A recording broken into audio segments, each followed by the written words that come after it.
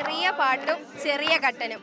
ഇത് കഫേ ഒന്നുമല്ല, നമ്മുടെ കുറ്റിച്ചിറ ഡിവിഷനിലെ UDF സ്ഥാനാർത്ഥി ഫാത്തിമ തഹല്യയുടെ പ്രചരണമാണ്. ഈ പ്രചരണത്തിന് കോൺഗ്രസ് നേതാക്കളായ PK ഫിറോസും VT ബൽറാമും കൂടെയുണ്ട്.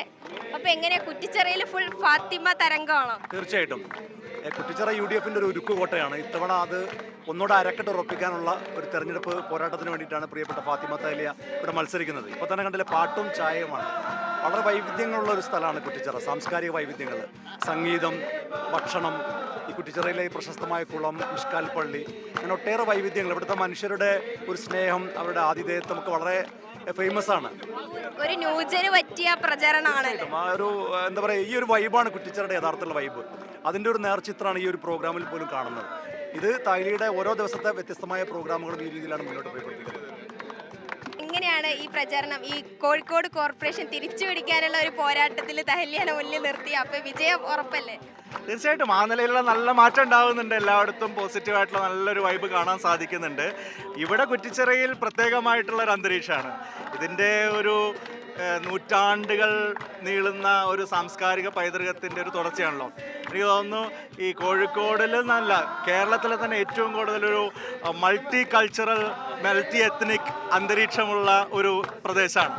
ഇപ്പോൾ രാജ്യത്തിൻ്റെ പല ഭാഗങ്ങളിൽ നിന്ന് തലമുറകൾക്ക് മുമ്പ് വന്ന് കുടിയേറി പാർത്ത് ഈ കോഴിക്കോടിൻ്റെ ഭാഗമായിട്ടുള്ള നിരവധി ജനസമൂഹങ്ങളുണ്ട്. ആ ഡൈവേഴ്സിറ്റിയാണ് ഇവിടെ ആഘോഷിക്കപ്പെടുന്നത്. ഇപ്പോൾ ഇവിടെ പാട്ടുകളിലൊക്കെ അപ്പോൾ ഈ തദ്ദേശ തെരഞ്ഞെടുപ്പിൽ ഒരു UDF തരംഗം, ഇത്തരത്തിലൊരു ജെൻസി ആൾക്കാരെ എല്ലാവരും കോൺസെൻട്രേറ്റ് ചെയ്ത് ഇത്തരത്തിലുള്ള പ്രചരണം, അതിനെങ്ങനെയാണ് കാണുന്നത്? നോക്കൂ, ആ ജനറേഷൻ നല്ല രീതിയിൽ ഇന്ന് UDFനൊപ്പം ഉണ്ട്.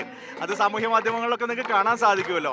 അവർ ഒരു ബേസിക്കലി അവർ കുറേ കൂടി ട്രൂത്ത്ഫുൾ ആണ്, അവർ ഡെമോക്രാറ്റിക് ആണ്, ആളുകളെ ഉൾക്കൊള്ളാൻ കഴിയുന്ന ആളുകൾ. അപ്പോൾ അവർക്കൊക്കെ യോജിക്കാൻ കഴിയുന്നത് UDFനെ പോലത്തെ ഒരു വിശാലമായിട്ടുള്ള പൊളിറ്റിക്കൽ പ്ലാറ്റ്ഫോമിനെയാണ്. അപ്പോൾ ആ നിലയിൽ അവരുടെ നല്ല ഒഴുക്ക് ഇവിടേക്ക് അടക്കം കാണുന്നുണ്ട്.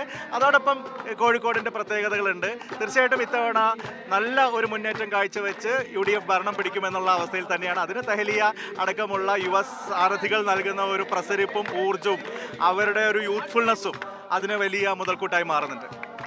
അപ്പം എങ്ങനെയുണ്ട് കുറ്റിച്ചിറയുടെ സ്നേഹം? നമ്മളിപ്പോൾ കുറേ പ്രചരണമൊക്കെ കഴിഞ്ഞു. അപ്പം ഇങ്ങനെ ഒരു പ്രചരണം എങ്ങനെയുണ്ട് കുറ്റിച്ചിറയുടെ സ്നേഹം? കുറ്റിച്ചിറ എന്ന് പറഞ്ഞാൽ നിറഞ്ഞ സ്നേഹമാണ്.